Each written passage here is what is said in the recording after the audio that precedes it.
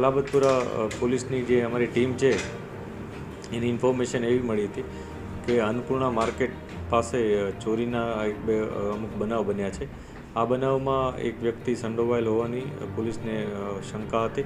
એના માટે પોલીસે જે રિંગ રોડ અન્નપૂર્ણા માર્કેટ છે ત્યાંથી લઈ અને છેક ડભોલી સુધીના લગભગ 70થી વધુ સીસીટીવી કેમેરા સળંગ ચેક કર્યા. એમાંથી અમુક સસ્પેક્ટ મળી આવ્યો હતો. એ સસ્પેક્ટને અમે વેરીફાઈ કર્યું હતું ત્યારે એની પાસેથી એક મોટરસાઇકલ મળી જે ચોરીની હતી અને અમારી જે શંકા હતી એ મુજબ એ ચોરી આ માર્કેટ પાસેથી જ કરેલી હતી.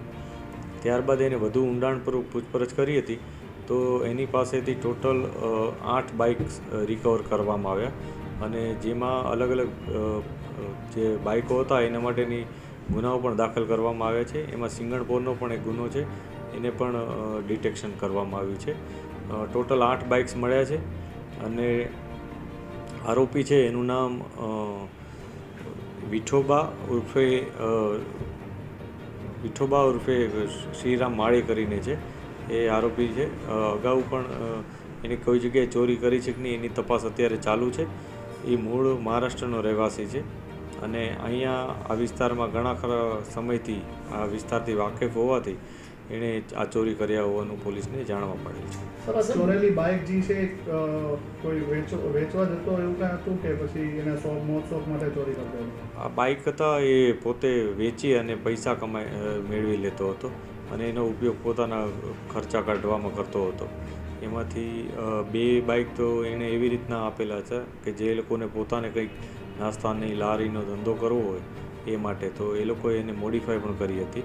એ પ્રકારની 2 બાઇક્સ પણ અમને એક્સ્ટ્રા મળી છે. સર, પોલીસે કેટલી ડિટેક્ટ કરી છે બાઇક? પોલીસે 8 બાઇક ટોટલ ડિટેક્ટ કરી છે.